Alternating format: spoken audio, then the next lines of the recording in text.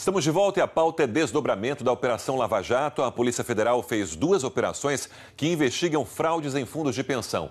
A Operação Rizoma investiga pessoas ligadas ao ex-governador do Rio, Sérgio Cabral. Já a Operação Encilhamento apura desvios em 28 fundos de servidores de prefeituras. Os mandados de prisão foram cumpridos em Brasília, São Paulo e no Rio de Janeiro. É pauta para o repórter Rafael Coimbra, ao vivo do Rio. Rafael, boa noite. As investigações das 2 operações mostram os prejuízos causados a esses fundos de pensão.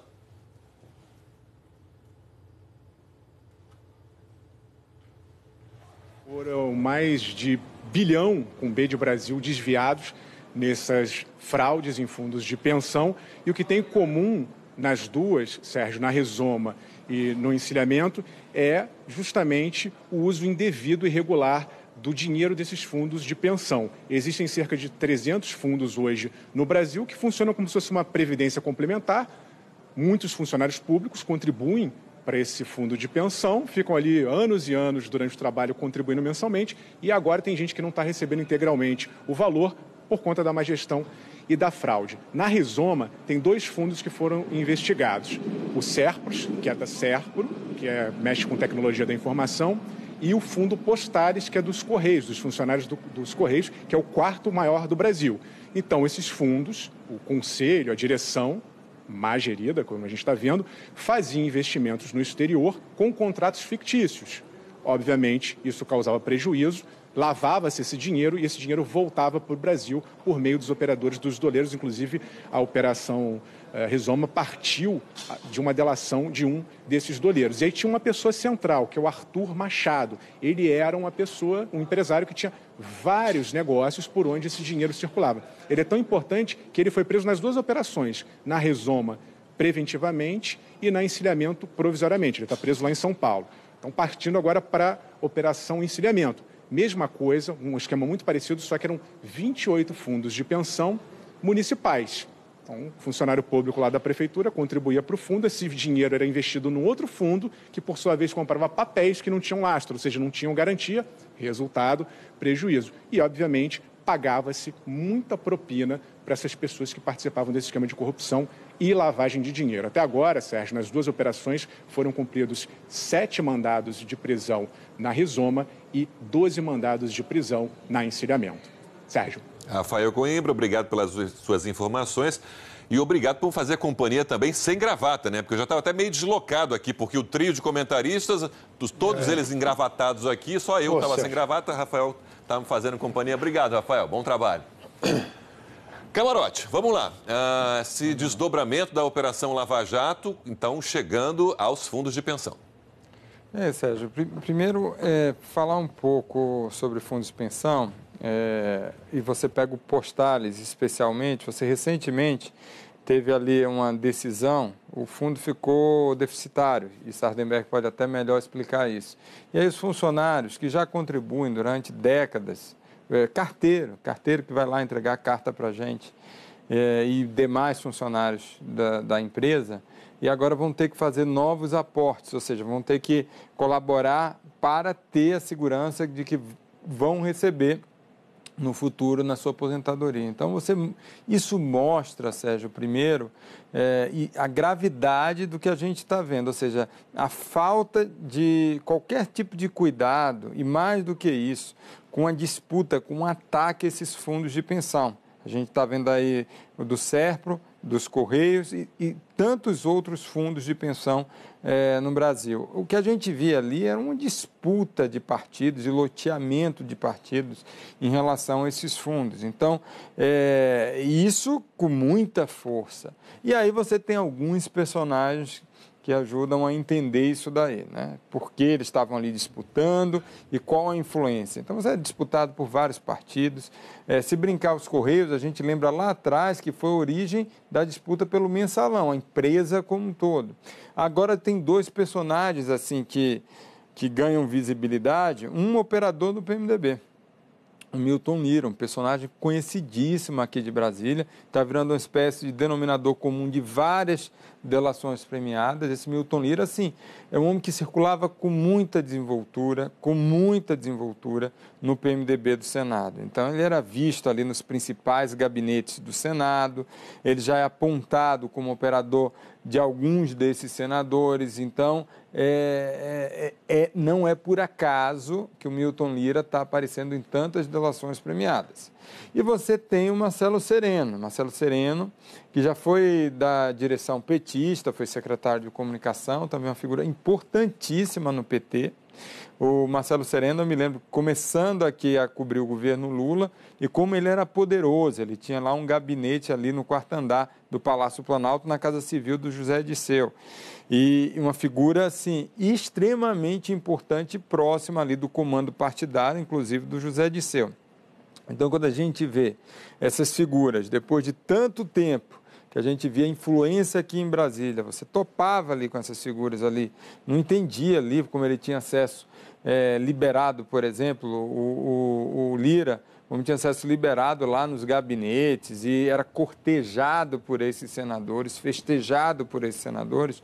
E quando a gente vê tudo isso, Sérgio, agora, com esse tipo de operação, fica muito claro o que é que eles estavam operando e quem estava sendo prejudicado em relação a isso. Então, quando a gente vê ali todo dia um carteiro na porta da tua casa, esse carteiro é importante a gente explicar o que acontece na realidade. É esse carteiro que agora está tendo que pagar mais para ter direito à sua aposentadoria, por causa desse rombo que foi causado no Postales. Então, é muito triste a gente perceber isso e durante anos e anos e anos o saque aí aos fundos de pensão. E mais um exemplo de loteamento de cargos entre partidos políticos, né? Isso é recorrente. Vamos às respostas. A defesa de Arthur Pinheiro Machado negou qualquer relação do empresário em atos ilícitos, disse que ele sempre agiu no mais absoluto respeito à legislação e que não compactua com práticas ilegais. O Postales declarou que está estudando o tratamento que vai dar aos investimentos de Arthur Machado e o SERPRO, o Serviço Federal de Processamento de Dados, informou que as apurações são sobre investimentos realizados pelo fundo no período de 2011 a 2015 e que a atual diretoria tem apoiado a adoção de melhores práticas de governança e integridade.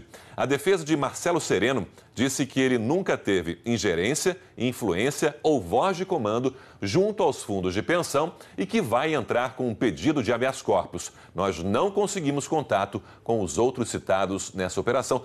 Sardenberg, a dinâmica utilizada nas fraudes, tanto nos fundos de pensão das estatais quanto nos institutos de previdência dos municípios, ela foi a mesma.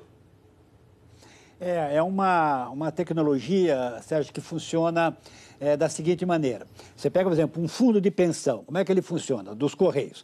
Os trabalhadores dos Correios que querem participar do fundo colocam um dinheiro, uma parte do seu salário, eles colocam nesse fundo e a empresa, os Correios, ela também aloca um dinheiro. Então, o funcionário coloca dinheiro, a empresa coloca dinheiro.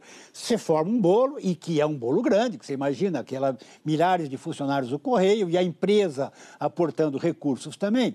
Você forma um bolo. Esse dinheiro, ele tem que ser capitalizado, quer dizer, ele tem que gerar lucro, tem que gerar rendimento para pagar as aposentadorias e pensões, e também, muitas vezes, pagar tratamentos médicos, né?